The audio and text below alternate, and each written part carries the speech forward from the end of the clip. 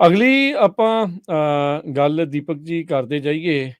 ਸਾਬਕਾ ਮੁੱਖ ਮੰਤਰੀ ਤੇ ਮੌਜੂਦਾ ਮੁੱਖ ਮੰਤਰੀ ਇਹ ਆਮੋ ਸਾਹਮਣੇ ਆ। ਮੌਜੂਦਾ ਮੁੱਖ ਮੰਤਰੀ ਨੇ ਨਿਸ਼ਾਨਾ ਸਾਧਿਆ ਆ ਚੰਨੀ ਹੁਣਾਂ ਦੇ ਉੱਤੇ, ਮਾਨ ਹੁਣਾਂ ਨੇ। ਕਹਿੰਦੇ 2 ਦਾ ਮਤਲਬ 2 ਕਰੋੜ। ਅਸਲ 'ਚ ਇਹ ਜੀ ਉਹਨਾਂ ਦੇ ਭਾਣਜੇ ਰਾਹੀਂ ਗੱਲ ਸਾਹਮਣੇ ਆਈ ਹੈ ਕਿ 2 ਕਰੋੜ ਦਾ ਮਤਲਬ 2 ਦਾ ਮਤਲਬ 2 ਕਰੋੜ। ਹੋਇਆ ਕੀ ਕਿ ਕੱਲ ਮੁੱਖ ਮੰਤਰੀ ਭਗਵੰਤ ਮਾਨ ਹੋਰੀ 2 ਥਾਵਾਂ ਦੇ ਉੱਤੇ ਉਦਘਾਟਨ ਕਰਨ ਗਏ ਸੀਗੇ, ਹੈ ਨਾ। ਬਕਾਇਦਾ ਤੌਰ ਤੇ ਮਤਲਬ ਕੰਪਲੈਕਸ ਦਫ਼ਤਰ ਬਣੇ ਨੇ ਜਿਹੜੇ, ਉਹਨਾਂ ਦੇ ਉਦਘਾਟਨ ਦੇ ਲਈ ਗਏ ਸੀਗੇ। ਤੇ ਉਸ ਦੌਰਾਨ ਇਹ ਗੱਲ ਸਾਹਮਣੇ ਆਈ ਆ ਕਿ ਹਾਂ ਜੀ ਉਹ ਦਿੜਬੇ ਦੇ ਵਿੱਚ ਸੀਗੇ ਤੇ ਚੀਮਾ ਦੇ ਵਿੱਚ ਸੀਗੇ। ਦੋਵਾਂ ਥਾਵਾਂ ਤੇ ਉਹਨਾਂ ਨੇ ਆਪਣੇ ਸੰਬੋਧਨ 'ਚ ਇਹ ਗੱਲ ਕਹੀ। ਉਹ ਕਹਿੰਦੇ ਜੀ ਇੱਥੇ ਤਾਂ ਖਿਡਾਰੀਆਂ ਨੂੰ ਨੌਕਰੀ ਦੇਣ ਦੇ ਲਈ ਵੀ ਰਿਸ਼ਵਤ ਲਈ ਜਾਂਦੀ ਸੀ ਜੀ। ਤੇ ਉਹ ਕਹਿੰਦੇ ਕਿ ਅਸੀਂ ਹੁਣ ਤੱਕ ਸਾਡੀ ਸਰਕਾਰ ਆਈ, ਅਸੀਂ 29,000 ਬੰਦਿਆਂ ਨੂੰ ਮੈਰਿਟ ਦੇ ਆਧਾਰ ਤੇ, ਉਹਨਾਂ ਦੀ ਯੋਗਤਾ ਦੇ ਆਧਾਰ ਤੇ, ਉਹਨਾਂ ਦੀ ਸੇਵਾਵਾਂ ਦੇ ਆਧਾਰ ਤੇ ਨੌਕਰੀ ਦਿੱਤੀ ਆ। ਤੇ ਪਹਿਲੀਆਂ ਸਰਕਾਰਾਂ ਦਾ ਨੌਕਰੀ ਵਿਕਦੀ ਸੀ। ਉਹ ਫਿਰ ਉਹਨਾਂ ਨੇ ਕਹਾਣੀ ਸੁਣਾਈ ਮੁੱਖ ਮੰਤਰੀ ਭਗਵੰਤ ਮਾਨ ਨੇ।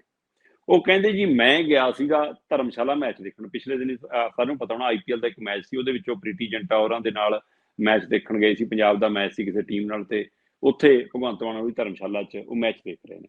ਹੁਣ ਉਸ ਮੈਚ ਦਾ ਹਵਾਲਾ ਦੇ ਕੇ ਉਹ ਇਹ ਗੱਲ ਸੁਣਾ ਰਹੇ ਨੇ ਕਿ ਉਸ ਮੈਚ ਦੇ ਦੌਰਾਨ ਇੱਕ ਖਿਡਾਰੀ ਮੈਨੂੰ ਮਿਲਿਆ, ਪੰਜਾਬ ਦਾ ਖਿਡਾਰੀ ਸੀ। ਕਹਿੰਦੇ ਉਹਨੇ ਮੈਨੂੰ ਕਿਹਾ ਕਿ ਜੀ ਮੈਂ ਮੁੱਖ ਮੰਤਰੀ ਕੈਪਟਨ ਅਮਰਿੰਦਰ ਸਿੰਘ ਨੂੰ ਮਿਲਿਆ ਸੀਗਾ ਜੀ ਕਿ ਆਹ ਮੇਰਾ ਖੇਡ ਦਾ ਰਿਕਾਰਡ ਹੈ, ਮੇਰੀਆਂ ਪ੍ਰਾਪਤੀਆਂ ਨੇ, ਮੈਨੂੰ ਸਰਕਾਰੀ ਨੌਕਰੀ ਦੀ ਲੋੜ ਹੈ, ਮੈਨੂੰ ਨੌਕਰੀ ਦਿੱਤੀ ਜਾਵੇ। ਤੇ ਕਹਿੰਦੇ ਅਮਰਿੰਦਰ ਸਿੰਘ ਨੇ ਹਾਮੀ ਭਰਤੀ ਕਿ ਠੀਕ ਆ ਭਾਈ ਤੂੰ ਆਹ ਕਾਗਜ਼ ਪੱਤਰ ਆਪਣੇ ਪੂਰੇ ਕਰ ਲਾ, ਤੈਨੂੰ ਨੌਕਰੀ ਮਿਲ ਜੂਗੀ।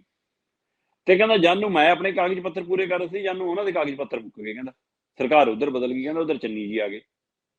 ਤੇ ਜਦੋਂ ਚੰਨੀ ਆ ਗਏ ਤੇ ਉਹ ਤੋਂ ਬਾਅਦ ਕਹਿੰਦੇ ਹੋਇਆ ਇਹ ਕਿ ਮੈਂ ਉਹੀ ਕਾਗਜ਼ ਪੱਤਰ ਲੈ ਕੇ ਚੰਨੀ ਜੀ ਕੋਲ ਚਲਾ ਗਿਆ। ਤੇ ਚੰਨੀ ਜੀ ਮੈਨੂੰ ਦੇਖ ਕੇ ਕਹਿੰਦੇ ਕਿ ਠੀਕ ਆ ਵੀ ਤੇਰਾ ਕੰਮ ਹੋ ਜਾਊਗਾ, ਮੇਰੇ ਭਾਣਜੇ ਨੂੰ ਮਿਲ ਲਾ। ਤੇ ਕਹਿੰਦੇ ਮੈਂ ਭਾਣਜੇ ਕੋਲ ਗਿਆ। ਕਹਿੰਦਾ ਭਾਣਜਾ ਕਹਿੰਦਾ ਕਾਗਜ਼ਾਂ ਦੀ ਕੀ ਲੋੜ ਆ, ਕੰਮ ਹੋ ਜੂ ਤੇਰਾ, ਬਸ 2 ਲੱਗੂਗਾ। ਅੱਛਾ। ਕਹਿੰਦਾ ਮੈਂ ਅੰਦਰੋਂ ਗਿਆ ਕਿ ਚੱਲ ਕੋਈ ਨਾ, ਉਮਰ ਭਰ ਦੀ ਨੌਕਰੀ ਆ, ਜੇ 2 ਨਾਲ ਗੱਲ ਬਣਦੀ ਹੈ ਕੋਈ ਨਹੀਂ। ਤੇ ਕਹਿੰਦਾ ਮੈਂ ਇੱਧਰ ਉੱਧਰ ਕਰ ਕਰਾ ਕੇ 2 ਲੱਖ ਲੈ ਕੇ ਉਹਦੇ ਘਰੇ ਪਹੁੰਚ ਗਿਆ। ਕਹਿੰਦਾ ਜਦੋਂ ਇਹ ਭਗਵੰਤ ਮਾਨ ਸੁਣਾ ਰਹੇ ਨੇ ਕਿੱਸਾ ਜੀ। ਕਹਿੰਦੇ ਜਦੋਂ ਭਾਣਜੇ ਨੂੰ 2 ਲੱਖ ਮੂਹਰੇ ਰੱਖਿਆ, ਉਹ ਦੇਖ ਕੇ ਗਾਲੋ ਗਾਲੀ ਹੋ ਗਿਆ, ਲਾਲ ਪਿਲਾ ਹੋ ਗਿਆ, ਗਾਲਾਂ ਕੱਢੇ। ਕਹਿੰਦਾ ਤੈਨੂੰ ਇਹ ਨਹੀਂ ਪਤਾ 2 ਦਾ ਮਤਲਬ 2 ਲੱਖ ਨਹੀਂ 2 ਕਰੋੜ ਹੁੰਦਾ। ਅੱਛਾ। ਤੇ ਇਹ ਹੁਣ ਭਗਵੰਤ ਮਾਨ ਦੇ ਹਵਾਲੇ ਨਾਲ ਹੁਣ ਪਤਾ ਲੱਗਿਆ ਕਿ ਜੇਕਰ ਕੋਈ ਬੜਾ ਅਧਿਕਾਰੀ, ਮੁਲਾਜ਼ਮ, ਸਰਕਾਰੀ ਅਫਸਰ ਜਾਂ ਲੀਡਰ ਦਾ ਕੋਈ ਰਿਸ਼ਤੇਦਾਰ ਤੁਹਾਨੂੰ 1 ਕਹੇ ਤਾਂ 1 ਕਰੋੜ ਆ, 2 ਕਹੇ, ਇਹ ਖੋਖਿਆਂ 'ਚ ਕੰਮ ਹੋਣ ਲੱਗਿਆ ਨਾ ਮਤਲਬ ਹੁਣ।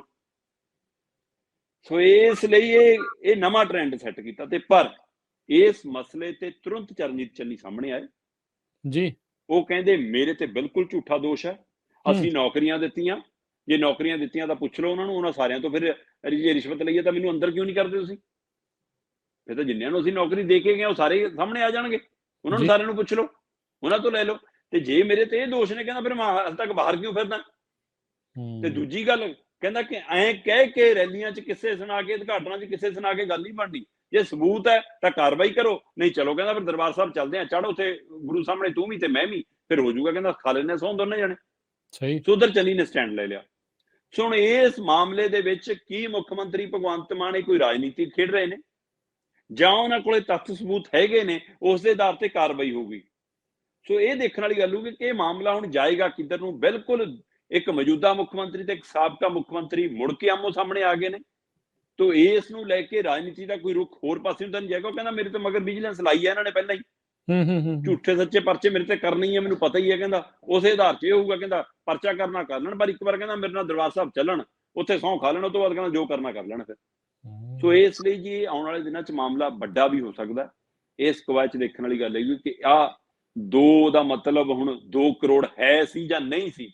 ਤੇ ਚੰਨੀ ਕਹਿੰਦਾ ਕਿ ਸਾਬਤ ਕਰ ਦੋ ਕਿ ਹਾਂ ਮੇਰੇ ਕੋਲ ਖਿਡਾਰੀ ਆਇਆ ਹੋਵੇ ਤੇ ਮੈਂ ਭਾਣਜੇ ਕੋਲ ਭੇਜਿਆ ਹੋਵੇ।